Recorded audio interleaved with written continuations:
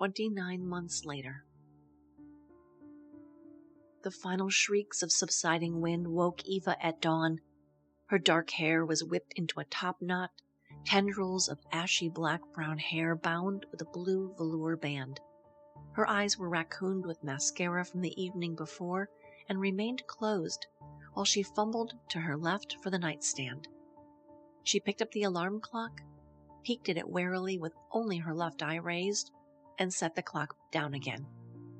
She lay perfectly still, but slightly contorted for 20 minutes as the shrill lashing of trees from the overnight squall began to abate. April showers had plagued Detroit on and off all week, and now the early morning wind was the last vestige of the overnight squall in a new day.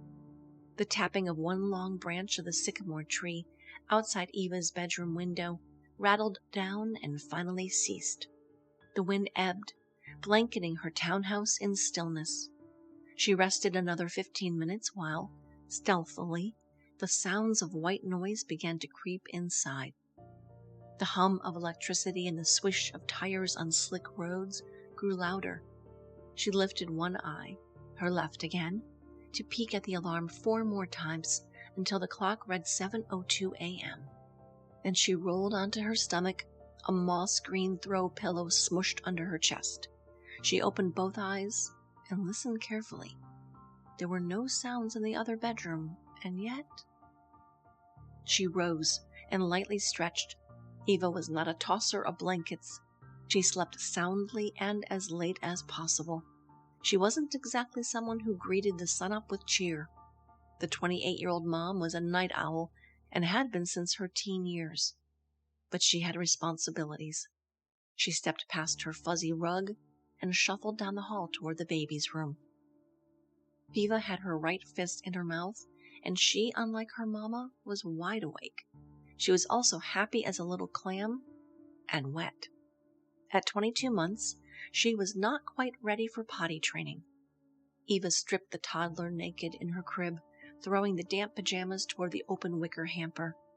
Grasping Eva in one arm, she dropped the dirty diaper into a trash container as she carried the naked child down the stairs into the kitchen. Viva, even happier now that she was out of bed, was placed in her high chair with a tea towel under her tush. With the high chair safely placed in the center of the room and the child secured, Eva returned to Viva's room and selected a scarlet jumper and white t-shirt. There was an illustration of a gray kitten on the shirt with the words, "I am Siamese, if you please," scribbled in whimsical black decals. Eva whipped a new diaper out of the pack, grabbed a baby wipe and a pair of white socks, black patent leather Mary Janes, and toted them to the kitchen. Viva was smiling and gurgling. She'd always been a happy, healthy child. Eva could count on one hand the number of times her baby girl had been truly fussy or cranky, and Viva stopped waking during the night before she was 15 months old. He lightly kicked and frowned in the high chair, wishing she could tumble around the house naked, but not quite throwing a temper tantrum. Eva smiled at her daughter. She kissed the top of her head. She was a mystery, this progeny of hers. Eva was often perplexed by this sedate, quiet, and well-mannered child. She had been a difficult toddler herself, throwing things and pouting when she did not get her way. Viva was everything that Viva had never expected. For one thing, she had convinced herself during her pregnancy that she was having a boy. She dreamt of a son many times, and when she finally had her ultrasound at the 7th month, upon hearing the OBGYN utter the word female, she convinced herself she had misheard. She secretly continued to believe during the next couple months that the baby had a Y chromosome and a tiny penis hiding twixt those developing legs until she actually saw her in the flesh. Those dreamlike moments when she first held Viva after the newborn was washed and weighed, Eva stared at her daughter in incredulity. This strange little being, this girl. Stumped for a name after the delivery, she pronounced one that rhymed with her own. Not out of ego, simply in delirium and delight. What on earth do you do with a girl? Eva challenged her own mother with that question after the baby's first nursing. Eva had never thought of herself as especially feminine, although she was, or delicate, frequently perceived by others to be. She had certainly never been the kind of girl who played with teapots or Barbies. Lena had done those things and more. Lena with her perfect white dresses. Lena who carried a parasol as a child for fear of sun damage on her skin. No, Eva had sort of bounced off the walls, a stout little girl with incredible energy and impish black eyes. Eva quickly learned that her Viva was just like every other baby on planet Earth. They're little blobs of clay. They become whatever is done with them, without them, near them, despite them. Yes, they have their own specific personalities, even in infancy, but there's still an opportunity to mold your kids when they were this small. Mostly, though, you just let them be. Stand up, she cooed to Viva, and helped to balance her in the high chair. Eva gave the child a light wipe on the bottom. They began the act of potty training that winter, but Viva was stubborn. Eva knew it would likely be another 3 or 4 months until the toddler was out of diapers. After taping a new nappy on the baby and slipping on her t-shirt, Eva started the coffee maker. The perfume of Kona grounds immediately invigorated her. She wiggled her fingers at Viva, who made a raspberry in response. It was 7:30. Eva finished dressing her daughter at the table and flipped open the blinds in anticipation of Lena and Tasha's arrival. She took one half step from the window and paused, watching an unfamiliar car idling on the opposite side of the street. It was still cloudy from the storms. The wind and rain had stopped, though, and all was calm outside. It wasn't yet warm enough this spring for all that wetness to turn to steam. The telephone rang briskly. Viva chortled at the chimes. Eva pulled the wall-mounted receiver down. The coil tangled. Hello. Good morning. Poppy was in his typical morning cheer. Every day alive was glorious, and he loved his mornings most of all. Morning, Poppy. How are my girls today? Oh, pretty good. Having some coffee. She sipped at her mug while Viva wriggled in her high chair, grasping her small hands toward the phone. Did you eat that grapefruit I brought you? Not yet. Viva banged her tray. She wanted attention. She wanted to talk with her pop-pop. Well, don't let it go over. It was sweet grapefruit, the best of the bunch. All righty. When are you going into work? Eva paused, peering through the blinds again, studying the car parked along the other curb. Someone was sitting inside, their face in shadow. I'm waiting for Tasha, then I'll shower and probably be there in an hour? Which meant 3 hours, and Poppy darn well knew that. Well, Shayna, I'm sending someone over to meet with you. Will you be at the studio at 1 o'clock this afternoon? Eva opened the fridge and surveyed the grapefruit, queued up on the middle shelf. What were she and a 2-year-old going to do with 8 grapefruit? Geez, Poppy was such a health freak lately. Who's coming? My new CPA, Abraham. I want him to help figure out your books. Code 4. Your taxes were such a mess this spring. Boy. She closed the fridge, the sound of suction sealing off the bounty of fresh citrus and half-devoured plastic bins of leftovers. Okay, Poppy. Hey, I see their car. I'll talk to you later, okay?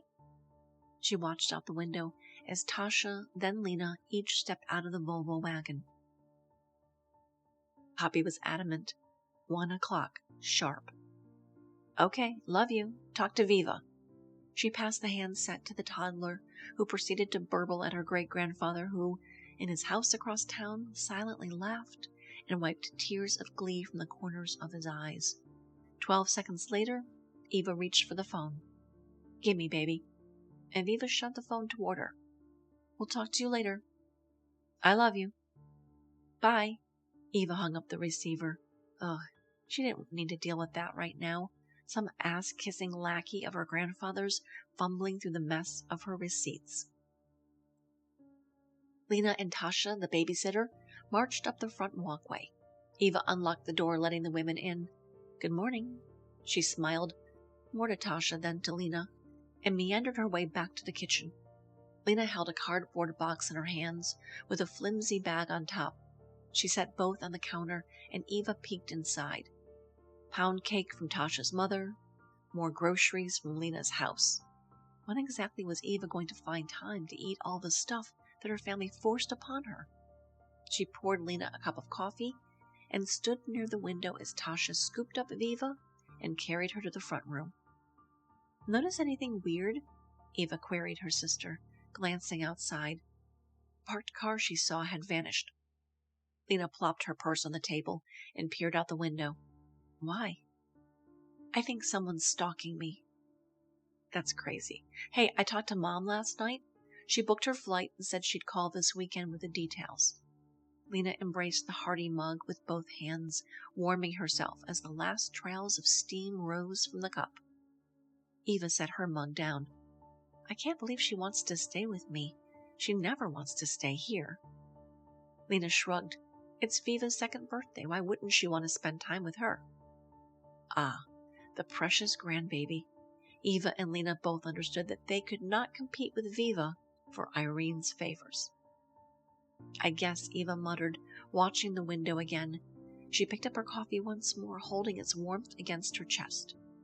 "I'm going to spend the next month scrubbing this place, so she won't find reason to criticize me." Lena slipped her purse strap across her body and handed her sister her own half-empty mug. "Just enjoy her visit, Eva. She hasn't been here since November. I wouldn't stress too much." Tasha bounced down the stairs carrying Viva, who was now fully dressed. "Do you have cereal?" The teenager peered at the top of the refrigerator. Eva opened the pantry. "There's wheat Tina in there and instant oatmeal, whatever she wants. And make her eat some fruit. You too, eat some of that grapefruit. And the pears." "I gotta go." Lena leaned over to kiss her niece, who responded with a wet and bubbly bus. The sisters hugged one another lightly about the neck. As Lena moved toward the driveway, Eva abruptly shouted, "See, that's the car!" Lena barely caught the movement of a vehicle driving slowly around the corner. "So, it's just a car. Really, Eva, I've gotta go." She turned to Tasha.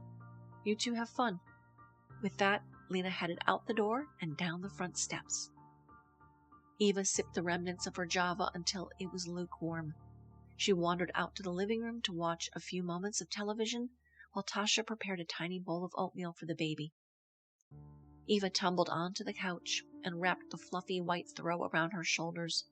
Morning sunlight began to ooze through the picture windows onto the light wood floors. Toys and dolls were scattered in corners, under chairs. Above the fireplace mantel, a black and white print of Frank Sinatra gazed sideways, winsome and dangerous. Lena once snickered to Irene, "That's Eva to a T, a $15 poster in a $600 pewter frame." The television volume turned low. Eva slipped into a quiet place inside herself, upon the couch, where the sounds of her daughter and Tasha playing up in Viva's room faded. Finally, after an hour, she rose and shuffled upstairs to the shower. Another hour later, Eva was dressed and ready for work. "Baby," she cooed to Viva, who was lying on her side along the living room rug, pretending to read a padded picture book. "Mama," Viva hiccuped in return. Eva crouched down to the floor and kissed her sweet girl. "Tasha," she called out, "I should be home by 5. I'll call on my way back. Have a good day, baby cakes." She smooched Viva again at the crown of her little head and then departed. Tasha was sitting on the living room sofa, folding tiny pairs of white socks and waiting for Eva to leave so she could put her jams on the stereo. Later.